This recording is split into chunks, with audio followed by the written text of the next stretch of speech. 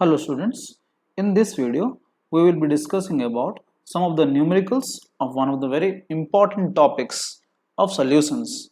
Okay, so the important topic on which we are going to discuss the numericals is none other than our Van't Hoff factor. Van't Hoff factor. So in this video our focus will be on numericals. Why? Because as we know that unless and until we don't know the concept well, again numericals we cannot do them, right? So we need to understand the concept properly, which we have done already in the previous videos, isn't it? But now in this video we're going to apply these things. Okay, so as you all know, this Van't Hoff factor is actually denoted by I, small I, and this has many number of formulas. Actually, why this factor was introduced? In order to decrease the gap between the expected value and the observed value. Sometimes what happens, whenever you use colligative properties, during calculation of colligative properties, what happens, there is a small change in expected and observed, or you can say there is a small change in the molecular mass, which is generally referred as abnormal molecular mass. कभी कभी change हो जाता है. Why there is a change in colligative properties? हम सोचेंगे नहीं कि change हो जाएगा, लेकिन हो जाता है. सो ऐसे क्यों होता है? इसलिए होता है क्योंकि वो किसी भी एक सॉल्यूट अगर है ना सॉल्वेंट में घुस के after entering into solvent, if it is able to associate और डिसोसिएट, अगर उसका एसोसिएशन हो जाएगा मतलब मिल जाना हो जाएगा, या तो ब्रेक होना हो जाएगा, डिसोसिएशन हो जाएगा, उस केस में हम लोग जनरली आई का वैल्यू यूज करते हैं in order to decrease the gap. क्योंकि एसोसिएट या डिसोसिएट हो जाने पर क्या हो जाएगा, आप जो मॉलिक्यूलर मास एक्सपेक्ट कर रहे हैं वो मॉलिक्यूलर मास आपको दिखेगा नहीं, या आप जो कोलिगेटिव प्रॉपर्टी एक्सपेक्ट कर रहे होंगे वो दिखेगा नहीं. क्योंकि colligative properties are those properties which depend upon amount of solute. जब ये एसोसिएट या डिसोसिएट हो जाएगा तो आपका क्या हो जाएगा, अमाउंट ऑफ सॉल्यूट चेंज हो जाएगा, जिसके वजह से आपका कोलिगेटिव प्रॉपर्टीज भी चेंज हो जाएंगे. सो कोलिगेटिव प्रॉपर्टीज जो चेंज हो जाएंगे विल बी चेंज्ड, है ना. तो ये जो चेंज हो जा रहे हैं अंदर के अंदर हमें पता नहीं चल रहा है. In order to decrease that we use this factor, है ना, जो हमने थ्योरी में पढ़ा है अच्छे से.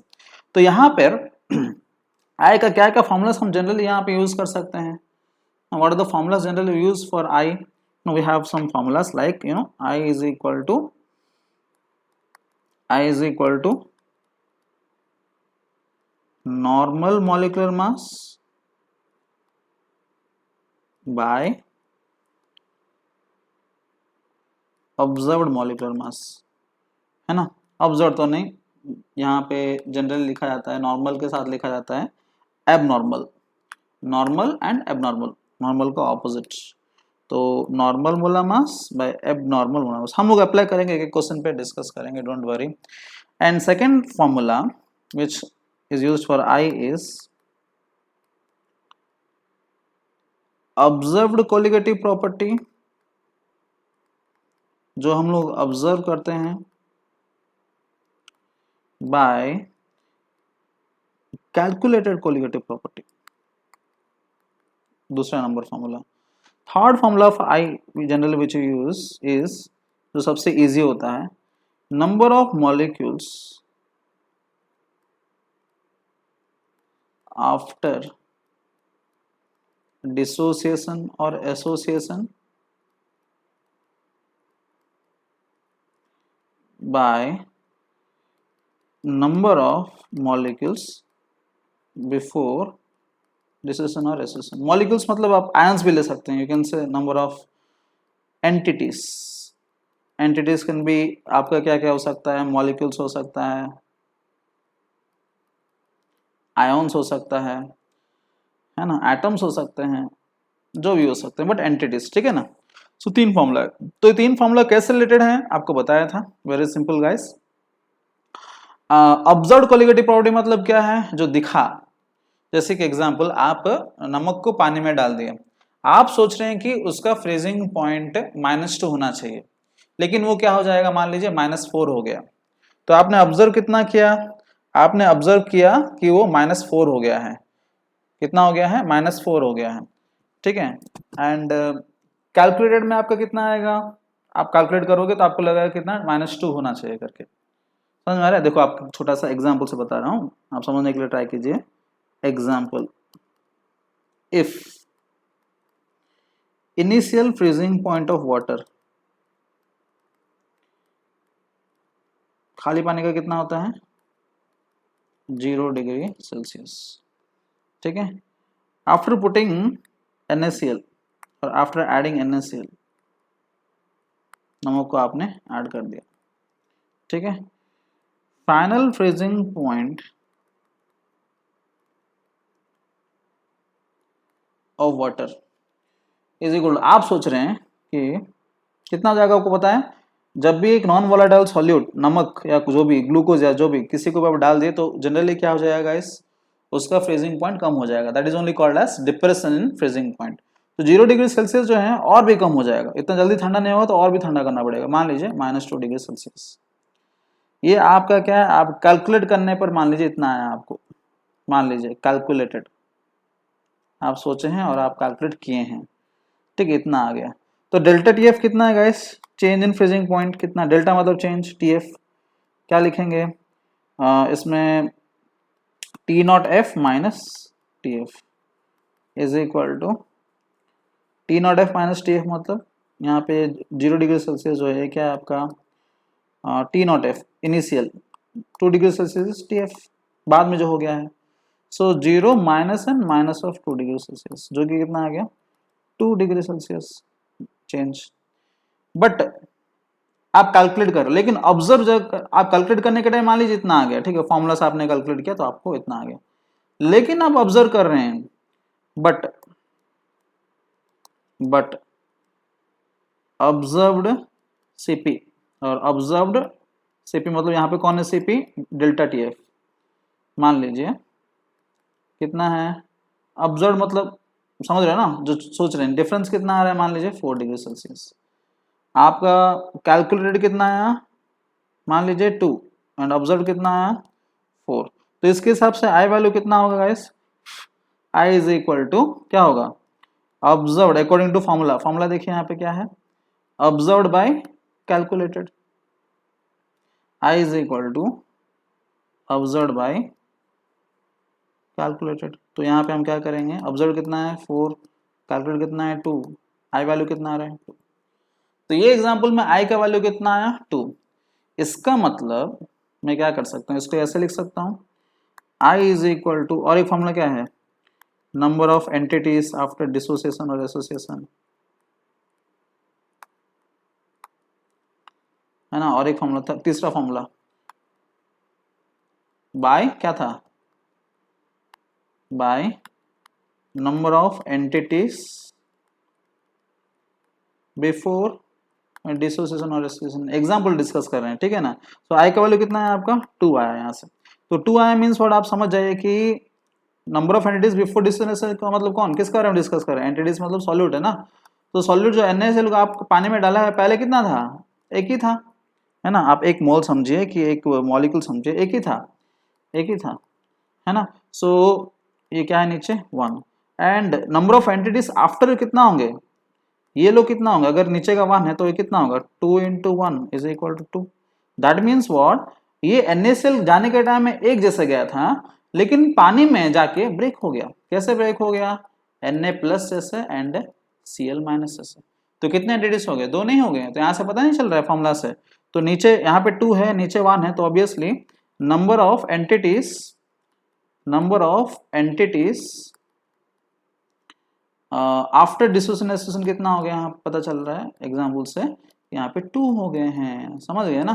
तो ये दोनों फॉर्मूला आपका मैच कर रहा है, कौन कौन सा फॉर्मूला, मैं 2 फॉर्मूला यहाँ पे मैं यूज किया हूँ, कौन कौन सा फॉर्मूला गाइस, दूसरा formula I is equal to observed colligative property by calculated colligative property, जो कि आपका दूसरा फॉर्मूला है, observed by calculated, and also I have used a third formula, number of molecules after dissociation by association by number of molecules before dissociation or association। 2 formula को मैंने use किया हूं। तो दोनों फॉर्मूला क्या मैच कर रहे हैं कि नहीं गैस, हाँ मैच कर रहा है, ये अंदर में जाके टूट गया इसलिए वो डबल हो गया, एंड इसलिए आपका आई का वैल्यू कितना आया 2 आया। समझ गए? वैसे ये दो फॉर्मूला आप ऐसे मैच कर सकते हैं। एंड ये जो फॉर्मूला मैं आपको ऑलरेडी थ्योरी में बताया, ये फॉर्मूला कहाँ से आया? आप अगर कोलिगेटिव प्रॉपर्टी, किसी भी कोलिगेटिव प्रॉपर्टी माप रहे हो, मान लीजिए हमने यहाँ पे क्या माप रहे थे? डेल्टा टीएफ माप रहे थे। तो डेल्टा टीएफ का फॉर्मूला क्या है गाइस? आई हो या ना हो, आई इंटू के एफ इंटू क्या हो सकता है? एम हो सकता है। एम मतलब क्या है? मोलालिटी। मोलालिटी को कैसे लिख सकता हूँ गाइस? कम ऑन, मोलालिटी को I can write this as I into K F into number of moles of solute by mass of solvent, by mass of solvent, ये लिख सकता हूं ना। अगेन यहाँ पे देखिए, इसी को अगर एक्सपांड करेंगे, यहाँ पे जगह नहीं है, नीचे जाके एक्सपांड करेंगे, है ना। हम क्या डिस्कस कर रहे थे, देखिए delta T F is equal to I into K F into, यहाँ पे मोलालिटी की जगह में number of moles of solute by नीचे क्या था? मास ऑफ सॉल्वेंट था, है ना। डेल्टा टी एफ क्या आपका कोलिगेटिव प्रॉपर्टी है। Delta T F is equal to, और इसको कैसे लिख सकते हैं? I into K F into number of moles of solid को कैसे लिख सकता हूँ? गिवन मास बाय मोला मास ऑफ सॉलिड लिख सकता हूँ ना, बाय नीचे जैसे था वैसे रहेगा मास ऑफ सॉल्वेंट। यहाँ पे देखिए डेल्टा टी एफ आपका कोलिगेटिव प्रॉपर्टी एंड आपका molar mass of solute, colligative property and मोला मास ऑफ सॉल्यूट उल्टा है कि नहीं है?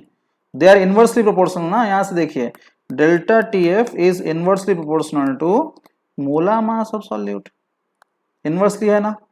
तो ये अगर इनवर्स है तो आपका ऑब्वियसली इधर भी क्या होगा? इनवर्स होगा ना। देखिए तो कैलकुलेटेड कोलिगेटिव प्रॉपर्टी किसके हिसाब से आता है?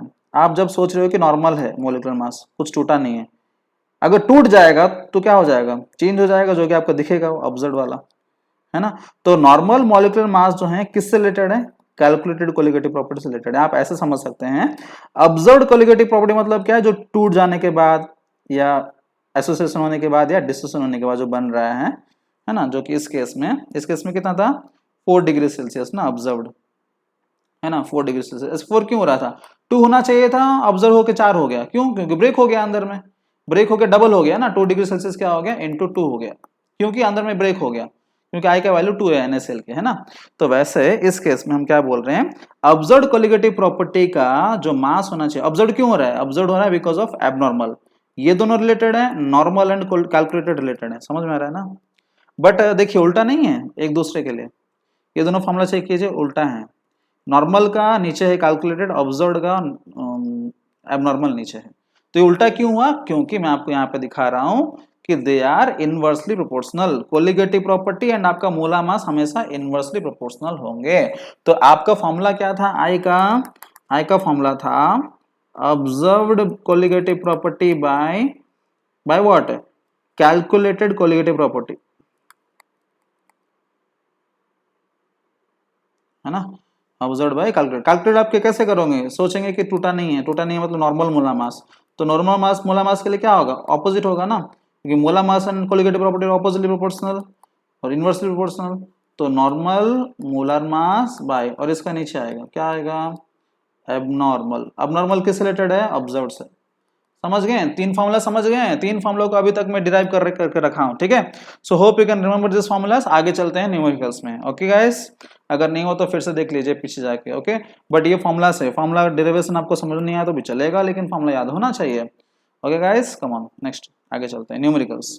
सो न्यूमेरिकल्स डायरेक्टली हम लोग एक्सरसाइज सॉल्व कर देंगे, जैसे कि आपका भी काम इजी हो जाए, ठीक है। Okay let's begin exercise questions. Examples भी हैं कुछ, उसको भी हम डिस्कस करेंगे आगे चल। Exercise questions, exercise question 2.40 first, ठीक है। देख लीजिए 2.40 में क्या दिया है। जिनके पास टेक्स्ट बुक नहीं है तो for them I am writing the question here.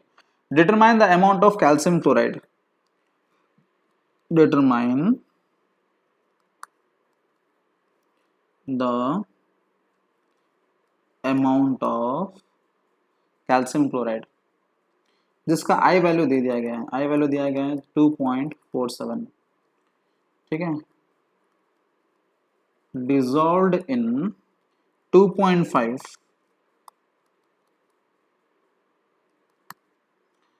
liters of water such that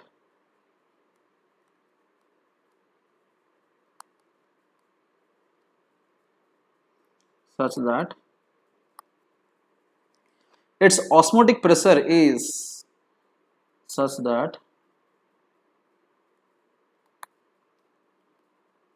its osmotic pressure, देखिए ऑस्मोटिक प्रेशर दिया है ना, ऑस्मोटिक प्रेशर दिया मतलब आपको फॉर्मूला तुरंत याद आ जाना चाहिए। ऑस्मोटिक प्रेशर इज कितना है 0.75 atm at 27 डिग्री सेल्सियस। ठीक है, this is a given question. So आपको ऑस्मोटिक प्रेशर मेंशन कर दिया, that means what, this is your, this will be your colligative property, this will be your colligative property। okay, let's answer this। तो colligative property आपको पता है, osmotic pressure का formula याद होना चाहिए, pi is equal to I C R T in terms of I. ठीक है, तो आपको पाई दिया गया है, कितना दिया गया है गाइस, 0.75 दिया गया है। आर तो दिया नहीं गया, बट आपको निकालना है, आई मीन याद रखना है। टेम्परेचर 27 डिग्री सेल्सियस, केल्विन को कन्वर्ट करेंगे बाय एडिंग 273। हमेशा टेम्परेचर किस में होता है, केल्विन में होता है, 300 केल्विन। आर का वैल्यू, ठीक है, देखिए आप वॉल्यूम किस में दिया गया है, 2.5 लीटर्स, वॉल्यूम दिया गया लीटर्स में, volume is in litres and pressure is in atmospheres. Then R का वैल्यू कितना होगा, आर का वैल्यू है 0.0821। ठीक है, ये आपका आर का वैल्यू है। सो सी मीन्स कॉन्सेंट्रेशन, जिसको हम लोग मोलारिटी बोलते हैं। C can be written as number of moles of solute by volume of solution. C कौन है आपका, मोलारिटी है। ठीक है, number of moles of solute की जगह में क्या लिखेंगे, given mass by molar mass by volume of solution कितना दिया गया है, 2.5। So put all this values, आपको मिल जाएगा। आई वैल्यू दिया गया है 2.47, क्वेश्चन पे दिया गया है ना, 2.47। सो put all this values here. आपको क्या चाहिए, गिवन मास चाहिए है ना, अमाउंट चाहिए ना। मोलर मास आपको पता है CaCl2 का, CaCl2 का मोलर मास है अराउंड आपका आ जाएगा 111। you can calculate molar mass of CaCl2। Calcium का आ जाएगा 40 और इसका 2 into 35.5, 35.5 is 71, 40 plus 71 is 111 grams, है ना। सो पुट ऑल दिस वैल्यूज, आपको मिल जाएगा। ठीक है, पुट क्या करेंगे, पाई वैल्यू आपको दिया गया है 0.75 इज इक्वल टू, आई का वैल्यू दिया गया है 2.47 इंटू गिवन मास जो कि आपको पता नहीं एक्स बाय मोलर मास की जगह में 111 डिवाइडेड बाय वॉल्यूम 2.5, आपका ये हो गया सी। आर के जगह में कितना डालेंगे 0.0821, ये आपका आर, एंड टेम्परेचर के जगह में कितना डालेंगे 300, ये आपका temperature. By putting all this values आपका एक्स का वैल्यू निकल जाएगा, सिंपल, कितना इजी है ना। X value is equal to आपका जाएगा अराउंड 3.42 ग्राम्स। सो डायरेक्टली आपको ऑस्मोटिक प्रेशर पूछा है, आई मीन ऑस्मोटिक प्रेशर का कोलिगेटिव प्रॉपर्टी दिया है, इसलिए हमने क्या कर दिया, डायरेक्टली ऑस्मोटिक प्रेशर का फॉर्मूला पुट कर दिया। ठीक है, दिस इज 2.40। Next question 2.41। ठीक है, 41 पे देखिए क्या दिया है, determine the osmotic pressure of A solution. इस बार ऑस्मोटिक प्रेशर ही पूछा है। ठीक है, ऑस्मोटिक प्रेशर ही पूछा है, डिटरमाइन ऑस्मोटिक प्रेशर पूछा है। और prepared by dissolving 25 milligrams of K2SO4, given mass of दे दिया है K2SO4 कितना है 25 मिलीग्राम्स। ठीक है, in 2 litres of water, 2 litres of water मतलब आपका दे दिया है वॉल्यूम ऑफ वाटर, है ना, तो वॉल्यूम ऑफ वाटर आपको दे दिया गया है, कितना दिया है गाइस 2 लीटर्स, है ना। So put that 2 litres. हाँ, तो यहाँ पे बोलेंगे सर वॉल्यूम ऑफ सॉल्वेंट है कि सॉल्यूशन है ना। देखिए आपको पता है ये जो सॉल्यूट है बहुत ही कम होता है ना ऑस्मोटिक प्रेशर में, सो इसलिए उसको हम लोग नेग्लेक्ट कर देते हैं। सो वॉल्यूम ऑफ वाटर को ही हम लोग क्या ले लेते हैं, वॉल्यूम ऑफ सॉल्यूशन ले लेते हैं। ठीक है, 2 लीटर्स, यानी ये सॉल्वेंट है ना, बट इसी को ही हम लोग क्या ले लेते हैं, वॉल्यूम ऑफ सॉल्यूशन ले लेते हैं। Assume that it is completely dissociated. Completely dissociated, देखिए इसका मतलब क्या है, K2SO4 जब टूटता है ना, K2SO4 ऐसा दिया है, K2SO4 इज कंप्लीटली डिसोसिएटेड। सो ये आप पता है आपको डिसोसिएशन ये वाला हम लोग 11th क्लास में पढ़े थे, है ना। तो आपको पता नहीं, मैं आपको फिर भी याद दिला दे रहा हूँ। Okay, you can see this K2SO4 answer completely dissociated बोला है ना। तो यहाँ से हम क्या पता करेंगे, K2SO4 को तोड़ दीजिए गाइस। कैसे तोड़ेंगे फॉर्मूला को, है ना, तोड़ेंगे तो क्या होगा, ये 2K प्लस बनेगा ना, क्योंकि 2 पोटेशियम दिख रहा है आपको, प्लस सल्फर का वैलेंस आपको पता है 2 ऊपर जाएगा, SO4 एक ही है, 2 माइनस रेडिकल, ठीक है, कंप्लीटली डिसोसिएट हो गया, कंप्लीटली डिसोसिएट हो गया। तो यहाँ पे कंप्लीट डिसोसिएशन का वैल्यू ऐसे क्यों दिया है, so that we can get I value पता कर पाएंगे इसलिए। तो आई को कैसे निकालते हैं, आई का फॉर्मूला पुट कर दीजिए, I is equal to number of entities after dissociation और association by number of entities before dissociation और एसोसिएशन, है ना। फॉर्मूला तो नया नहीं है आपके लिए। So I is equal to, break होने के बाद कितना है गाइस एंटिटीज, यहाँ पे 2 है और यहाँ पे 1 है, आयंस है ना। टोटल कितने आयंस हैं, 3 है, तो 3 डिवाइडेड बाय यहाँ पे कितना है 1, 3 डिवाइडेड बाय 1। तो आई का वैल्यू कितना हो गया, आई का वैल्यू हो गया 3, आई का वैल्यू हो गया 3, ठीक है। ये तो आपने ऐसे निकाला है ना। तो और एक तरीका है, आपको पता है फ्रॉम द फॉर्मूला, आई का एक फॉर्मूला है, क्या फॉर्मूला है, अल्फा के साथ, alpha is equal to I minus 1 by n minus 1, आपको याद है, this one of the formula for dissociation, हमने थ्योरी में पढ़ के रखा था। और एसोसिएशन के लिए फॉर्मूला क्या है, alpha is equal to I minus 1 by 1 minus N, 1 by N minus 1। ये आपका किसके लिए है, एसोसिएशन के लिए, ये 2 फॉर्मूला है। तो आपको ऑलरेडी बोल रहा है क्वेश्चन पे डिसोसिएट हो रहा है, तो मतलब ये फॉर्मूला पे अप्लाई करेंगे, है ना। तो फॉर्मूला अप्लाई करने पर आपको आई का वैल्यू 3 आएगा, देखिए कंप्लीटली डिसोसिएटेड बोल रहा है ना, complete for complete dissociation, for complete dissociation आप क्या समझेंगे, अल्फा इज इक्वल टू 100%, पूरा ब्रेक हो गया। 100% मतलब क्या है गाइस, 100 बाय 100 मतलब कितना है 1, कितना है 1, अल्फा का वैल्यू कितना है 1, सो अल्फा की जगह में पुट कर दीजिए 1। एन क्या है, number of entities after dissociation, कितना आयॉन्स है यहाँ पे 2K प्लस है और एक आयॉन 2 माइनस है, SO4, टोटल कितने हैं 3, n इज इक्वल टू 3। ये वैल्यूज यहाँ पे पुट करने वाले हैं, ठीक है। अल्फा की जगह में 1, n इज इक्वल टू 3। तो let's see how much we are getting I, ठीक है। Alpha is equal to I minus 1 by n minus 1, alpha का वैल्यू कितना है 1 है, 1 is equal to I minus 1 by 3 minus 1, है ना। सो ये कितना है 2, 2 is equal to I minus 1, I is equal to 3, देखें। सो फॉर्मूला रिलेटेड, ये फॉर्मूला भी आप यूज कर सकते हो डायरेक्टली, आप जैसे कंफर्टेबल हो, या आप इसको तोड़ के भी देख सकते हो, कंप्लीट डिसोसिएशन इसलिए पैसे तोड़ दिए, पूरा के पूरा तोड़ दिए। लेकिन हर जगह ना, हर जगह ये फॉर्मूला यूज हो सकता है, ये फॉर्मूला हर जगह यूज हो सकता है। अगर आपको 50% डिसोसिएशन बोलता है तो अल्फा का वैल्यू कितना डालते हैं, अगर आपको क्वेश्चन पे 50 if percentage of dissociation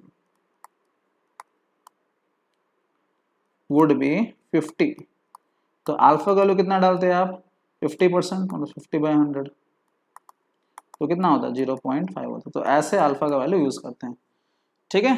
so this is a way, so this is question number 41। तो हमें आई वैल्यू कितना आ गया, आई वैल्यू हमें आ गया कितना 3। सो आई वैल्यू 3, ये 3 वैल्यू कहाँ से आया, ये सब ये हिंट से आया, ठीक है। आई का वैल्यू 3, हमें क्या चाहिए, हमें ऑस्मोटिक प्रेशर चाहिए। ऑस्मोटिक प्रेशर का फॉर्मूला क्या है, pi is equal to I C R T. I ready है, ठीक है।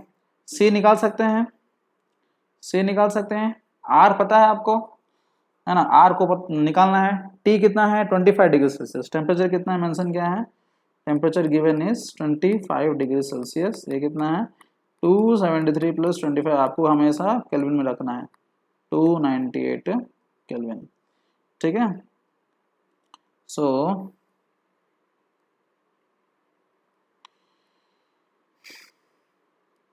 Pi is equal to ICRT, ठीक है। 3 इंटू सी की जगह में क्या डालेंगे, number of moles of solute by volume of solution into R के जगह में, ये लीटर एंड एटमॉस्फेयर में अगर मेंटेन करना रखना चाहेंगे तब आप क्या करोगे, डायरेक्टली इसको 0.0821 ले लो। अगर प्रेशर को बार में निकालना चाहोगे, प्रेशर को बार में अगर निकालना चाहोगे तो कितना लोगे, 0.83 ले लो। If pressure is needed in bar, if pressure is needed in bar, ऐसे करना है आपको। ATM में चाहिए तो 0.081 लेना है।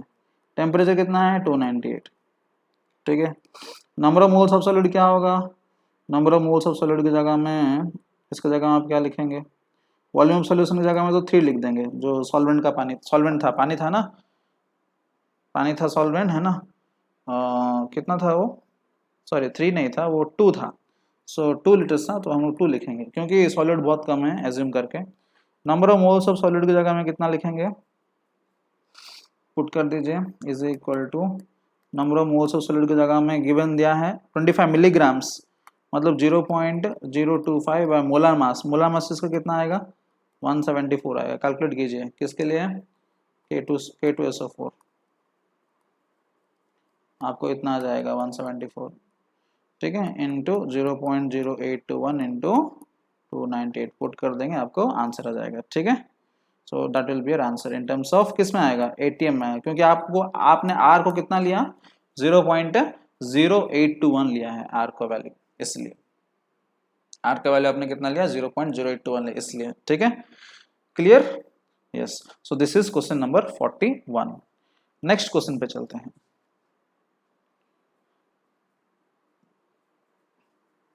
नेक्स्ट क्वेश्चन है क्वेश्चन नंबर 32, एक्सरसाइज क्वेश्चन है 2.32।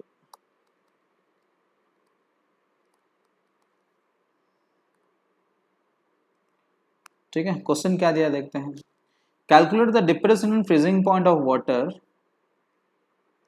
डिप्रेशन इन फ्रीजिंग पॉइंट मतलब क्या है guys, delta TF in water कुछ नहीं, depression in freezing point in water, ठीक है। व्हेन 10 ग्राम्स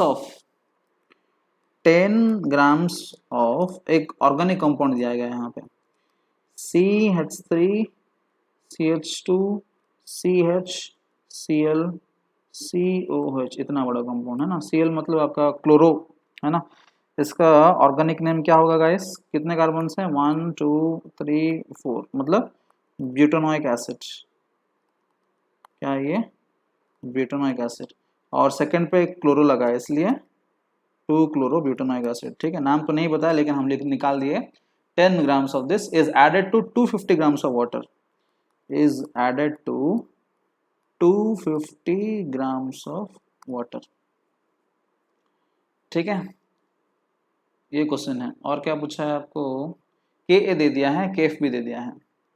Ka गिवन कितना है, Ka is 1.4 into 10 power -3, ठीक है। Kf का वैल्यू कितना दिया गया है, Kf का वैल्यू दिया गया है 1.86, ठीक है, इसका यूनिट दिया है केल्विन kg/mol, ठीक है। This is a given data, हमें डेल्टा TF चाहिए, ये ऐसा क्वेश्चन है। ओके गाइस, हमें क्या चाहिए, डेल्टा TF चाहिए, इतना ही क्वेश्चन है, ठीक है, और कुछ ध्यान नहीं है। चलिए करते हैं। हाँ, तो डेल्टा TF दिखा तो हम क्या करेंगे, हमारा आदत पड़ा है, ठीक है, कोलिगेटिव प्रॉपर्टी है ये, सो हमारा आदत के हिसाब से हम शुरू करेंगे, तो हम लिखेंगे यहाँ पे, सो ये तो हो जाएगा कि delta TF is equal to KF into M, put कर दीजिए, आंसर निकाल दीजिए, मोलालिटी निकाल दीजिए, आपको तो दिया गया है, सॉल्यूट दिया गया है और ये सॉल्वेंट दिया गया है, मोलालिटी तो निकल जाएगा, पुट कर दीजिए, आंसर निकाल दीजिए, है ना। हम जनरली ऐसे सोचेंगे, लेकिन बात यह है कि मैं आपको ऑलरेडी कब से बता के रख चुका हूँ, अगर आपको चेक करना है कि ये डेल्टा TF किसी भी कोलिगेटिव प्रॉपर्टी का फॉर्मूला में हमेशा जनरली क्या होता है, I होता है, क्या होता है यहाँ पे आई होता है, आई into K F into M. तो पता कैसे चलेगा कि आई रखना है कि नहीं रखना है, हाउ टू नो, मैं आपको बताया था। अगर आपके पास ऐसा कुछ सोल्यूट है, ऐसा कुछ सोल्यूट है जिसका एसोसिएशन भी नहीं हो रहा है या डिसोसिएशन भी नहीं हो रहा है, नो एसोसिएशन नो डिसोसिएशन, जैसे कि एग्जांपल यूरिया हो गया, ग्लूकोज हो गया, यूरिया हो गया, ग्लूकोज हो गया, सुक्रोज हो गया, ये सब में आपका कुछ नहीं होता है। तो इस केस में आपका आई का वैल्यू कितना लेंगे, 1 लेंगे, ठीक है, आई का वैल्यू कितना लेंगे, 1 लेंगे। बट आपका कोई एसिड हो गया, एसिड पता है ना आपको टूटता है, बेस हो गया, सॉल्ट्स हो गए, तो इस केस में आपका क्या होता है, आई का वैल्यू नॉट इक्वल टू 1 होता है ना। ये थियोरेटिकली हमने ऑलरेडी एक क्लास में डिस्कस कर चुका है पिछले वीडियो में, है ना। सो नॉट इक्वल टू 1 होता है। तो यहाँ पे कैसे पता चलेगा कि क्या हो रहा है यहाँ पे, इतना तो देखिए ये कौन है, this is an acid, specially carboxylic acid. तो कार्बोक्सिलिक एसिड आपको पता है टूटता है, तो 4 ब्यूटेनोइक एसिड को लिख सकते हैं आप ऐसे, CH3 CH2 CH2 नहीं है यहाँ पे, CHCl COH।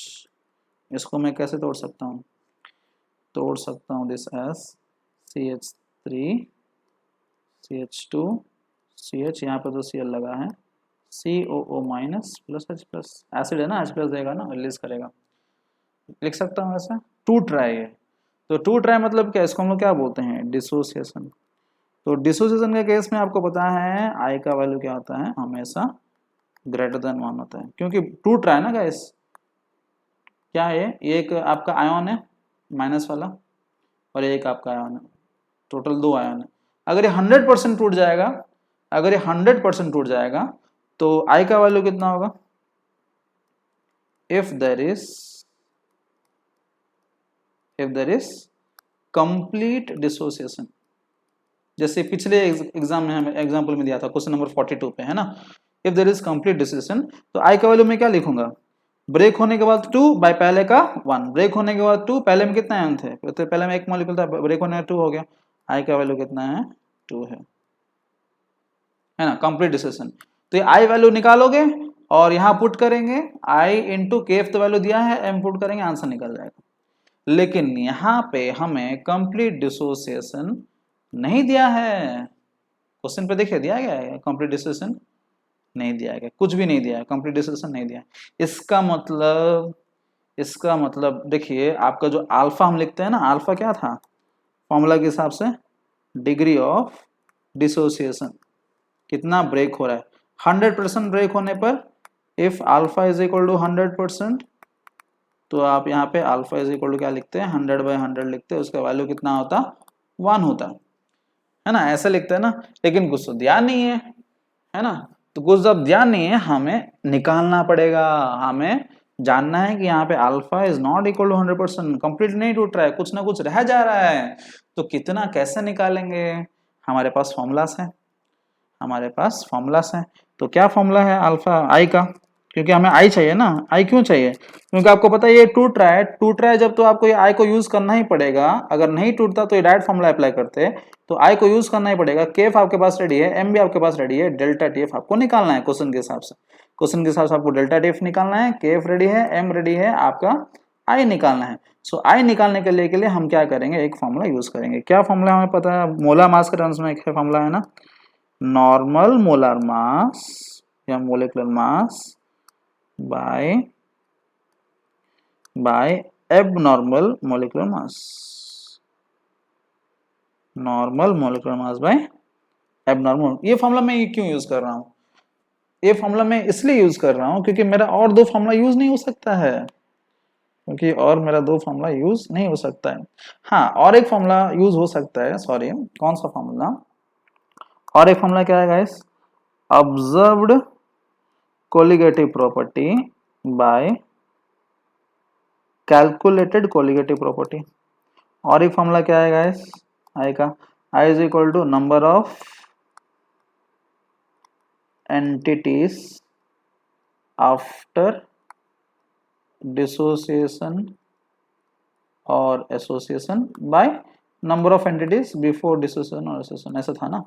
सो ये नंबर ऑफ एंटिटीज कितना है ब्रेक होने के बाद हमें पता नहीं ना, 100% तो टूट नहीं रहा, तो हमें पता नहीं, ये वाला फॉर्मूला अप्लाई नहीं होगा। ऑब्जर्व्ड कोलिगेटिव प्रॉपर्टी, हमें क्वेश्चन में कुछ दिया है क्या कोलिगेटिव प्रॉपर्टी के बारे में? कुछ दिया है हमें, कितना ऑब्जर्व हो रहा है कुछ दिया है 32 में? हमें कुछ नहीं दिया है, देखिए, है ना, यहाँ पे कुछ नहीं दिया है ऑब्जर्व्ड की मतलब कितना कितना हो रहा है, कितना होना चाहिए, हमें कुछ भी नहीं दिया है 32 में। इसलिए हम इसको भी ऑब्जर्व्ड कोलिगेटिव प्रॉपर्टी तो नहीं दिया है या कैलकुलेट भी तो नहीं है, पता नहीं है, तो ये भी हम लोग यूज नहीं कर सकते। ये फॉर्मूला यूज कर सकते हैं, कैसे यूज करेंगे देखिए। आपको नॉर्मल मॉलिक्यूलर मास पता है, ये मॉलिक्यूलर मास किसका है?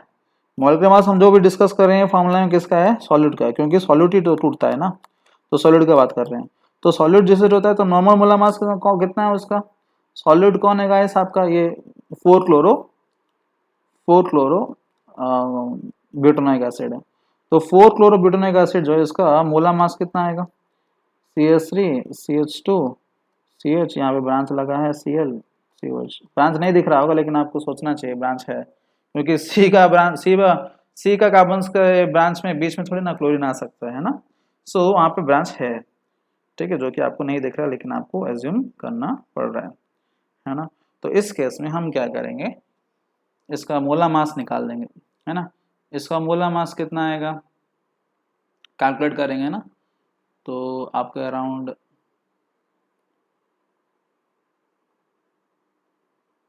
अराउंड आ जाएगा मोला मास,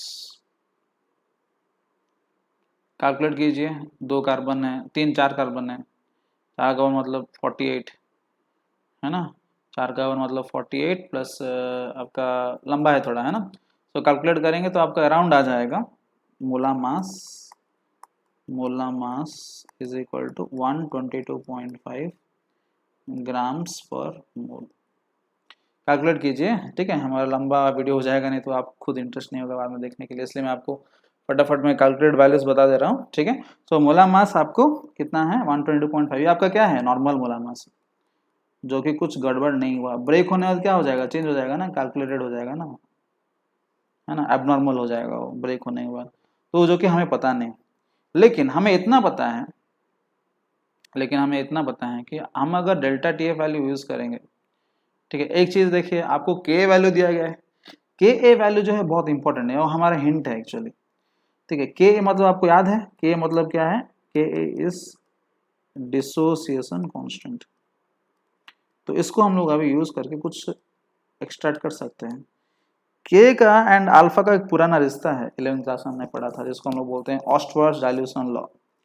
के ए इज इक्वल टू क्या होता है गाइस, सी अल्फा स्क्वायर होता है, आपको याद है कि नहीं? सी मतलब क्या होता है गाइस, कॉन्सेंट्रेशन, ठीक है। तो यहाँ पे हमें अल्फा चाहिए, अल्फा क्यों चाहिए, आपको पता चलेगा कि डिसोसिएशन है, वंस आपको पता चलेगा डिसोसिएशन, तो अल्फा एंड आई के बीच में रिलेशन क्या है, alpha is equal to I-1/n-1,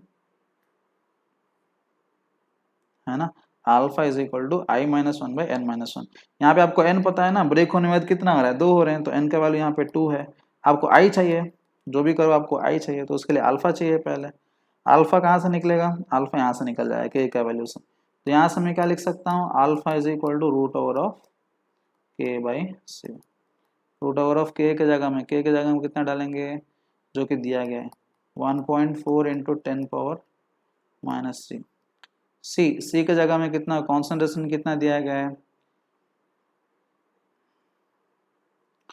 10⁻⁻⁻⁻⁻⁻⁻⁻⁻⁻⁻⁻⁻⁻⁻⁻⁻⁻⁻⁻⁻⁻⁻⁻⁻⁻⁻⁻⁻⁻⁻⁻⁻⁻⁻⁻⁻⁻⁻⁻⁻⁻⁻⁻⁻⁻⁻⁻⁻⁻⁻⁻⁻⁻⁻⁻⁻⁻⁻⁻⁻⁻⁻⁻⁻⁻⁻⁻⁻⁻⁻⁻⁻⁻⁻⁻⁻⁻⁻⁻⁻⁻⁻⁻⁻⁻⁻⁻⁻⁻⁻⁻⁻⁻⁻⁻⁻⁻⁻⁻⁻⁻⁻⁻⁻सी मतलब कॉन्सेंट्रेशन, कॉन्सेंट्रेशन कितना दिया गया है, कॉन्सेंट्रेशन आपको कुछ दिया गया है, आपको निकालना है, कैसे निकालेंगे कॉन्सेंट्रेशन,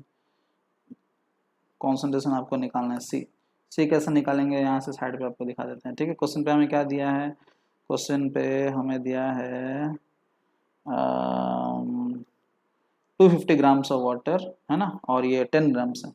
सो 10 ग्राम जब हैं तो ऑब्वियसली आप क्या करेंगे, उसको नंबर ऑफ मोल्स निकालेंगे, है ना, तो नंबर ऑफ मोल्स निकालेंगे एंड उसका मोलालिटी निकालेंगे, कि मोलालिटी चाहिए ना डेल्टा टी एफ के लिए, तो कॉन्सेंट्रेशन के लिए यहाँ पे मोलालिटी निकालेंगे, तो C is equal to molality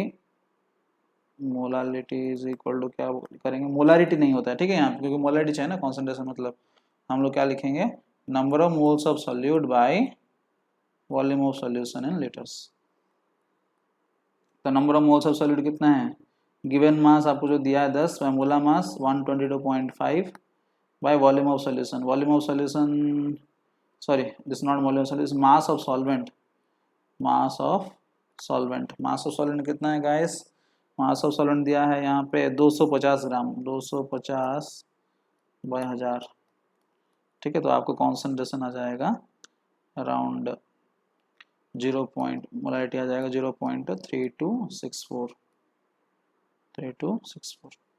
तो इसको ला के यहाँ पुट कर देंगे कॉन्सेंट्रेशन पे, तो अल्फा का वैल्यू आ जाएगा, सॉल्व करना पड़ेगा आपको थोड़ा, ठीक है। अल्फा का वैल्यू आपका अराउंड आ जाएगा 0.0655, उसको ला के यहाँ यूज़ करेंगे 0.0655 is equal to I -1 by 2 - 1। तो ये कितना हो जाएगा, I is equal to 1 plus 0.0655 is equal to 1.0655।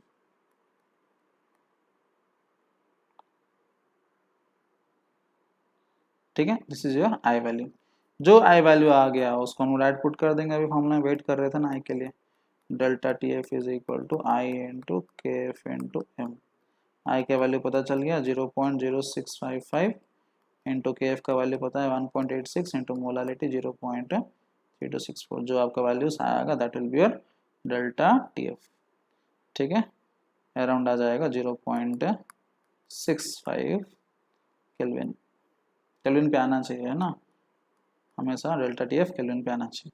तो दिस इज क्वेश्चन नंबर 38। यहाँ पे एक नया चीज़ पता चला कि K को कैसे यूज़ करना है, K is equal to C alpha square, ठीक है। तो यहाँ पे जो नीड है उसके हिसाब से हमें यूज़ करना है, ठीक है। तो हमने ये तीनों फॉर्मूला को यूज़ नहीं कर पाए, यहाँ पे इसको यूज़ नहीं कर पाया ना, इसको यूज़ कर पाया ना, किसी को भी यूज़ नहीं कर पाएगा। हमने डायरेक्ट I को कहाँ से निकाला, अल्फा से निकाला। अल्फा कहाँ से निकला, K is equal to C alpha square, K दिया गया था, C जो है कॉन्सेंट्रेशन जो निकाल दिए वैल्यूज से, एंड अल्फा निकल गया है ना। तो तीनों के तीनों I वैल्यूज का फॉर्मूला, I का फॉर्मूला यूज नहीं हो पाया, ठीक है।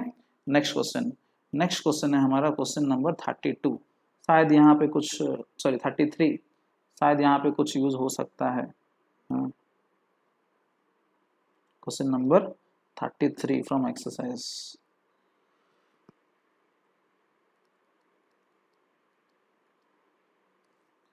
ठीक है। क्वेश्चन नंबर 33, सो क्वेश्चन पे क्या दिया देखते हैं। क्वेश्चन पे हमें दिया गया है 19.5 grams of CH2F COOH is dissolved in 500 grams of water, is dissolved in 500 grams of water, ऐसा दिया गया है question. The depression in the freezing point observed is delta TF, depression in the freezing point observed is 1 degree Celsius. Calculate the Van't Hoff factor and dissolution constant of fluoric acid. Calculate the Van't Hoff factor, मतलब आपको क्या पूछा है, I पूछा है, और क्या पूछा है गाइस आपको, डिसोसिएशन कांस्टेंट मतलब Ka पूछा है, डिग्री ऑफ डिसोसिएशन मतलब अल्फा है, डिसोसिएशन कांस्टेंट मतलब Ka है। सो डिसोसिएशन कांस्टेंट पूछा है और वेंट ऑफ फैक्टर पूछा है। सो दो चीज आपको पूछा है, सो ये दो चीज हमें निकालना है। सो आपको पहले क्या निकालना है, आई निकालना है, एंड उसके बाद क्या नहीं। तो आपको पता है आई का कितने फॉर्मूलास हैं, अभी तो डिस्कस कर रहे थे आई के कितने फॉर्मूलास हैं, है ना। So guys let's put the formulas. I is equal to, तीन फॉर्मूला है, normal molar mass by abnormal molar mass, एक फॉर्मूला है ना। सबसे बेटर है इसको यूज करना। आपको अगर कंप्लीट डिसोसिएशन बोल रहा है तो डायरेक्टली आप पुट कर देंगे। तो ये क्या होगा, डिसोसिएशन कांस्टेंट मतलब आपको ऑलरेडी बता चुका है, हिंट दे रहा है कि यहाँ पे क्या हो रहा है, डिसोसिएशन हो रहा है। कभी कभी बताता भी नहीं है, कभी कभी बताता भी नहीं। सो डिसोसिएशन आपको हो जा रहा है, मतलब डिसोसिएशन हो रहा है, मतलब डायरेक्टली अल्फा एंड आई को हम लोग यूज कर सकते हैं, है ना। सो अल्फा एंड आई को यूज कर सकते हैं, लेकिन हमें कुछ पता नहीं ना अल्फा कितना है आई कितना है। फॉर्मूला क्या है डिस्ट्रीब्यूशन के लिए, बाई n माइनस वन, ये फॉर्मूला है। सो ये तो एसिड है, हमें पता है ये टूटता है, कैसे टूटेगा ये, टूट के कैसे टूटेगा, क्या बनेगा टूट के, CH2FCO माइनस प्लस ऐसे बनेगा, है ना। ऐसे जब बनेगा तो आपको पता है कि n का वैल्यू यहाँ पे 2 है, टूट रहा है तो 2 आयंस बन रहे हैं। n मतलब number of ions after dissociation. Alpha का वैल्यू पता है, नहीं पता है, कितना डिसोसिएट कुछ पता नहीं है ना, पता नहीं। सो इसलिए ये फॉर्मूला यहाँ पे भी काम नहीं करेगा। तो हमें आई निकालने के लिए टोटल 4 फॉर्मूला ऐसे पता चल रहा है, ये एक फॉर्मूला है और 2 फॉर्मूला इसका दोस्त लोग हैं और ये एक फॉर्मूला। सो यहाँ पे ये फॉर्मूला तो नहीं हुआ, बाकी 2 फॉर्मूला हम देख सकते हैं। और यहाँ पे क्वेश्चन पे जो डेल्टा टीएफ दिया है 33 पे, आप देखेंगे क्वेश्चन पे जो दिया है delta TF, this is observed value, this is your observed value. क्या है ये, ऑब्जर्व्ड वाला है। सो तो डेल्टा टीएफ क्या है, कॉलिगेटिव प्रॉपर्टी है। सो और एक फॉर्मूला है ना हमारा, i is equal to observed CP by calculated CP, है ना। तो ऑब्जर्व्ड सीपी तो है ना, ऑब्जर्व्ड कॉलिगेटिव प्रॉपर्टी कितना है 1 डिग्री सेल्सियस। हम कैलकुलेटेड सीपी को निकाल सकते हैं। कैलकुलेटेड सीपी मतलब बिना आई का, जो आप सोच रहे हो कि होना चाहिए करके, बिना आई का।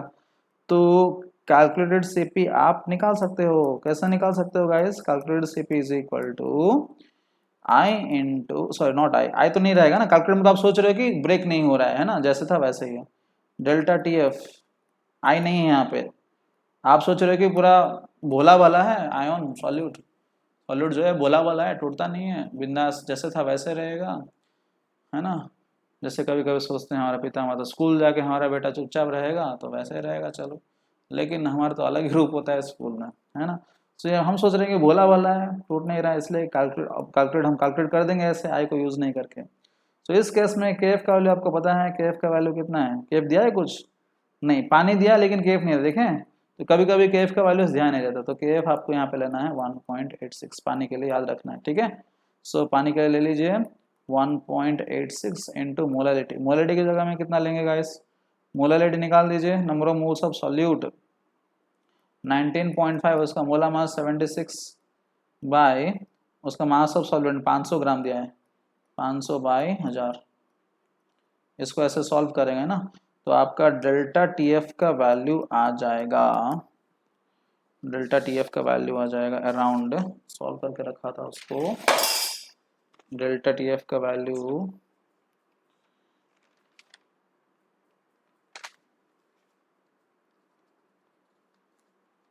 You can put this values, है ना, 500 बाय 1000 1/2 हो जाएगा वहां पर।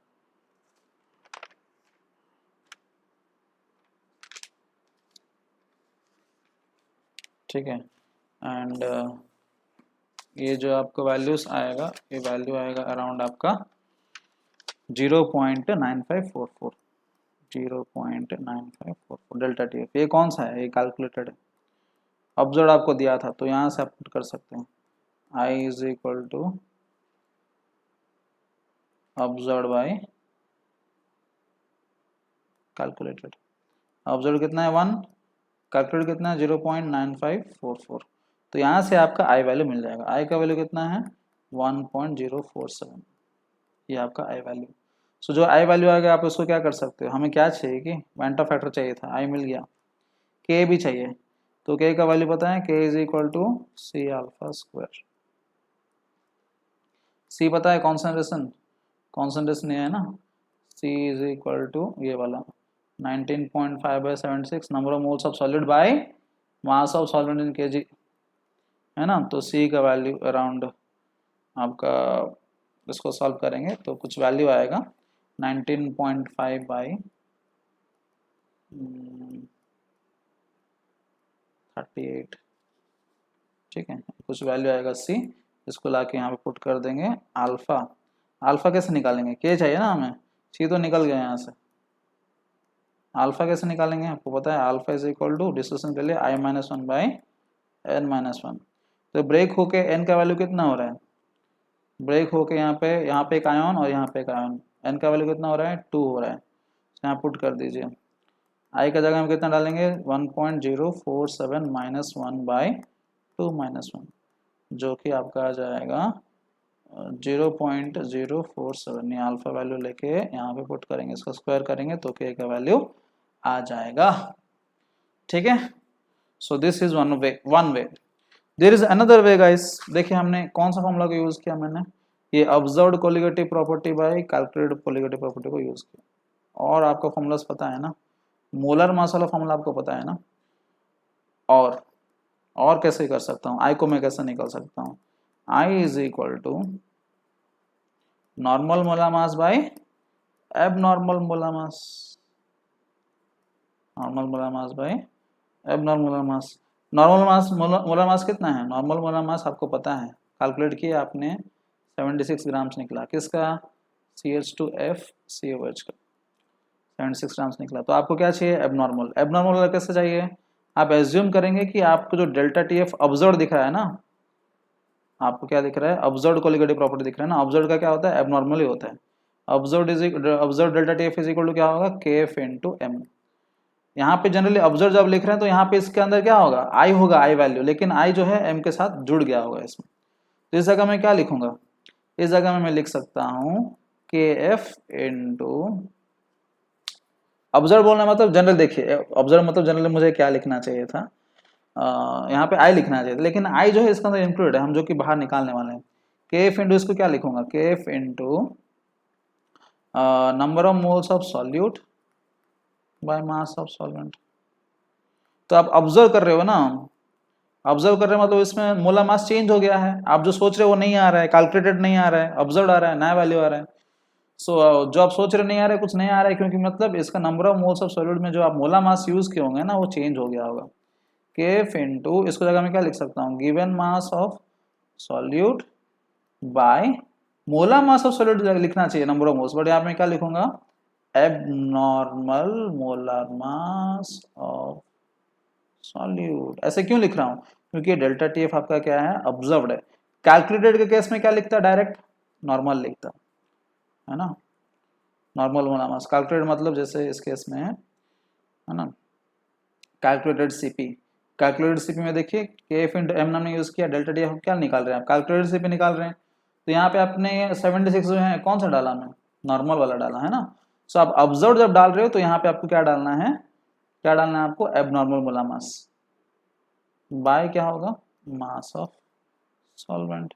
तो यहाँ से ये जो आपको ऑब्जर्व्ड कोलिगेटिव प्रॉपर्टी, तो वहां से आपको निकल जाएगा। ऑब्जर्व कितना दिया है, 1 दिया है, 1 इज इक्वल टू ये कितना है 1.86 into given mass of solute कितना है 19.5 व x, जो कि एबनॉर्मल आपको पता नहीं है, एबनॉर्मल की जगह में x डाला। मास ऑफ सॉल्वेंट कितना है 500 बाई 1000। ऐसे भी करेंगे ना तो आपको आंसर आ जाएगा। तो यहाँ पे x आ जाएगा, x इज इक्वल टू क्या है, एबनॉर्मल, एबनॉर्मल क्या है, मोलर मास ऑफ सॉल्यूट। ठीक है, abnormal molar mass of solute आप सॉल्व करेंगे इसको, देन आपको एक वैल्यू आ जाएगा। तो कितना वैल्यू आएगा आपको, आपका आ जाएगा ये 72.54 ग्राम्स पर मोल। तो एबनॉर्मल है, तो आप एबनॉर्मल क्यों निकाले, क्योंकि ये फॉर्मूला में पुट करेंगे आई वैल्यू के लिए। ठीक है, तो फॉर्मूला में पुट करेंगे तो क्या होगा, नॉर्मल, नॉर्मल मतलब कितना, नॉर्मल मोलर मास मतलब नॉर्मल बाय एबनॉर्मल ना, 78 बाय 72.54। तो इस केस में भी आपका आई का वैल्यू आ जाएगा। तो इस केस में आई का वैल्यू थोड़ा सा अलग है, 0.06 कुछ आ रहा है ना, 1.06, बट इस केस में आपको 1.047 थोड़ा सा डिफरेंस आ रहा है, बट नेग्लिजिबल है ना, क्योंकि दोनों सेम ही है, both the process are same. यहाँ पे एक प्रकार का फॉर्मूला हमने अप्लाई किया, नॉर्मल मोलर मास है, एबनॉर्मल मोलर मास, यहाँ पे हमने observed colligative property by calculated colligative property use किया, that is the only difference, समझ रहे हो ना, बट आपका आंसर सेम आएगा। तो आई का वैल्यू आ गया, आई का आ गया तो आप अल्फा निकाल सकते हो, alpha is equal to I-1 by n-1, n का वैल्यू तो 2 ही है, चेंज नहीं हुआ पहले से। सो वैसे करेंगे तो आपका अल्फा का वैल्यू आ जाएगा, वंस अल्फा आ जाएगा तो k निकाल सकते हैं, k is equal to C alpha square by 1 minus alpha, 1 minus alpha तो नेगलेक्ट किया जाता है, k is equal to C alpha square. यहाँ से आपको k निकल जाएगा, C तो पता है, अल्फा पुट कर देंगे, आ जाएगा, समझ गए। So I have used 2 formulas here, तो शायद आपको सारे फॉर्मूलास यूज करना जान गए होंगे अभी तक। ठीक है, सो 32 यू सॉल्व कर दिए, 33 सॉल्व कर दिए, है ना। So you have solve the questions 32, 33, 40, 41, 4 question solve कर दिए हमने ये वीडियो में, प्लस हमने थ्योरी भी अच्छा खासा डिस्कस कर चुका है by using all the formulas, ठीक है। और आपको थोड़ा ग्रिप बढ़ाना है, देन आपके पास रास्ता है, एसोसिएशन का केस है, ठीक है। एसोसिएशन का केस आपको मिलेगा एग्जाम्पल 2.12 में, एग्जाम्पल 2.12 में। सो डिस्कस कर लेंगे एक लास्ट वाला, फटाफट डिस्कस कर लेते हैं, ठीक है। एग्जाम्पल 2.12 क्या दिया है, क्या चाहिए फटाफट, ठीक है। Yes come on.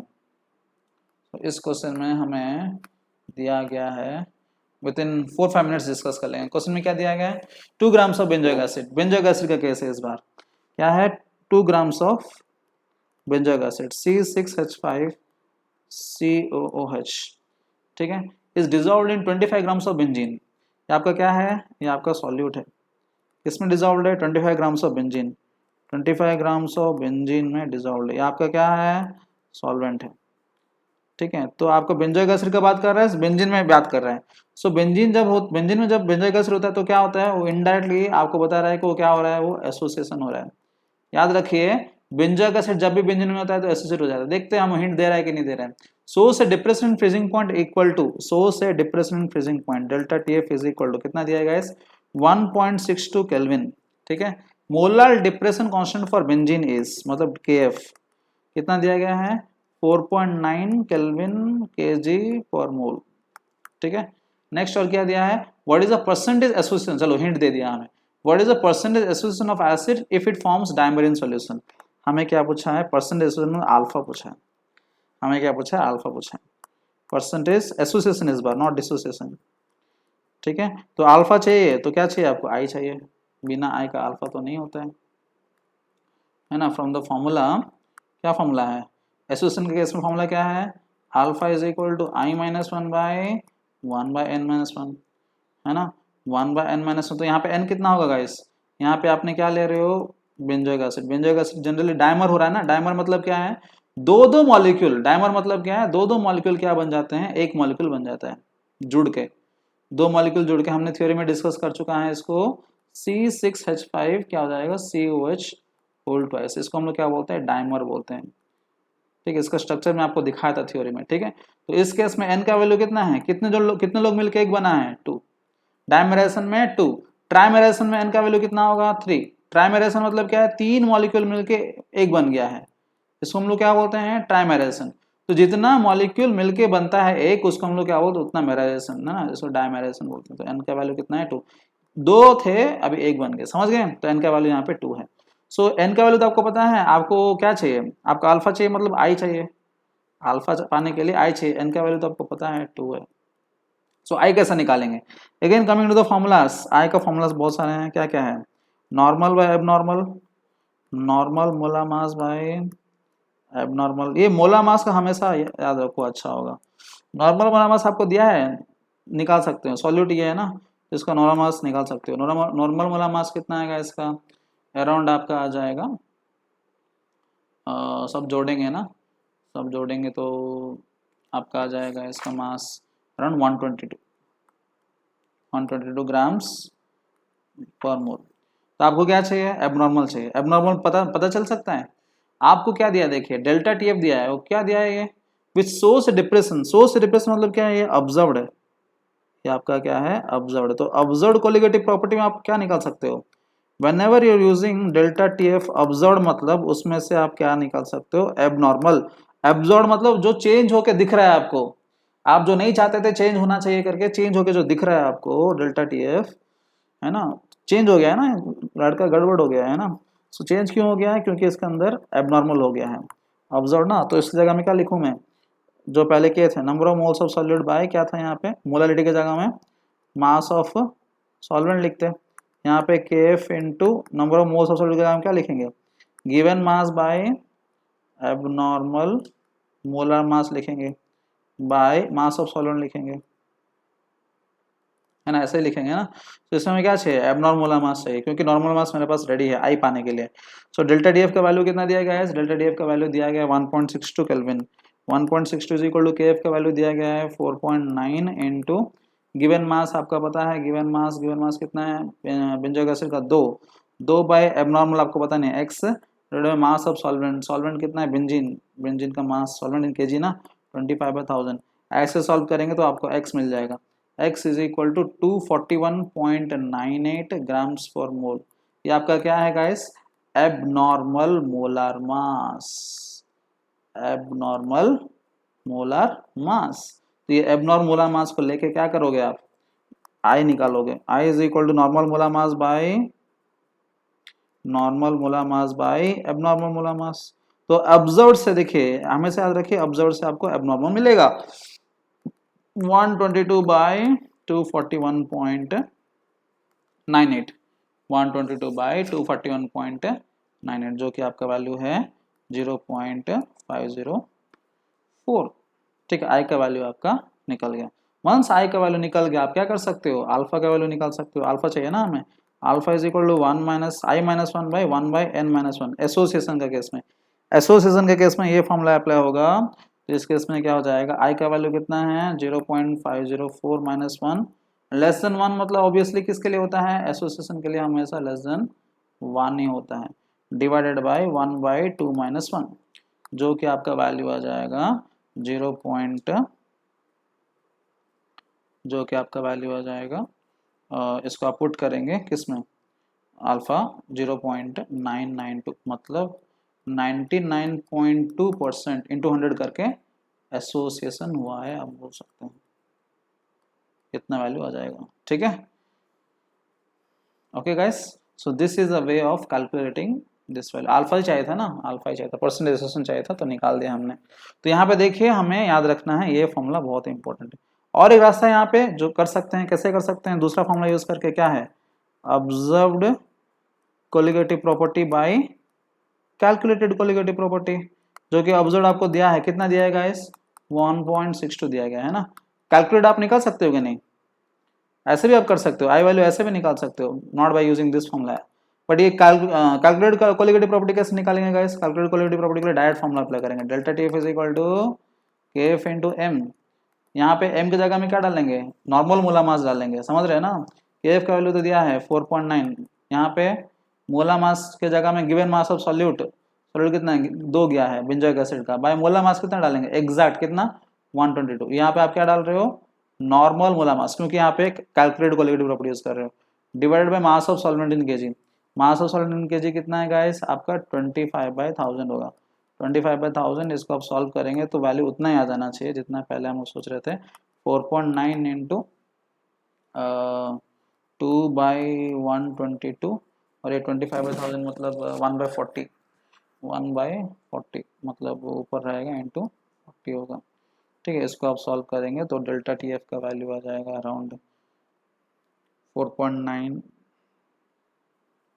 अराउंड आ जाएगा 4.9 2 इंटू अराउंड आ जाएगा 3.213। ठीक है, सो ऐसे आएगा दूसरा तरीका से, और समझ रहे हो ना, एक्स्ट्रा बता रहा हूँ आपको।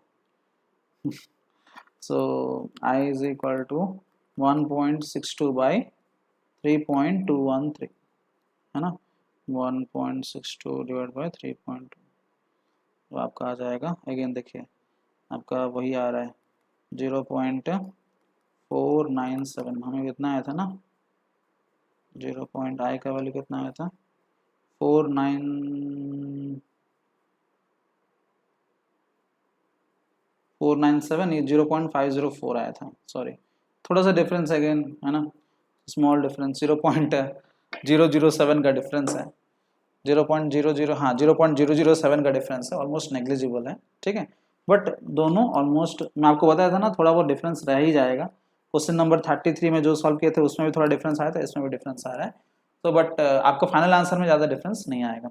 सो बेटर है, जितने सारे क्वेश्चंस का आंसर जो रिकॉर्डेड है सबके सब ना ये फॉर्मूला के हिसाब से रिकॉर्डेड है, नॉर्मल वाला मास है एब्नॉर्मल मास, थोड़ा सा डिफरेंस आ ही जा रहा है, हमने प्रूव कर दिया, यहाँ पे 2 बार प्रूव कर चुका है, थोड़ा सा डिफरेंस आ चुका है, बट दोनों फॉर्मूला सेम है। अगेन अगर दोनों फॉर्मूला सेम नहीं होते तो आपका वास्ट डिफरेंस आता है ना। वो थोड़ा सा डिफरेंस क्यों आ रहा है, क्योंकि हम जो है कैलकुलेट करने के टाइम में कुछ चीज़ नेग्लेक्ट कर दे रहे हैं करते करते, तो इसलिए देखिए डिफरेंस भी ज़्यादा नहीं है, 0.007 is not a big deal, 0.007 7 into 10 power minus 3, right? So not a big deal. तो but you always try to stick with this formula according to our NCERT. ये formula सबसे ज़्यादा यूज हुआ है, I is equal to normal molar mass में abnormal molar mass. Okay, समझ गए? So hope you have understood this. अगर समझ नहीं आया तो go through this video once again. Hope you will surely get this answer. I will assure you. Okay. So आपके पास एक ही क्वेश्चन बचा है from NCERT, that is 2.13. एक ही क्वेश्चन आपका बचा है, क्वेश्चन नंबर 2.13, बाकी सबके सब क्वेश्चन हमने सॉल्व कर चुका है in this video. Okay, so hope this completes your van't Hoff factor, this is a very important part of colligative properties. Thank you very much for your attentive hearing, bye.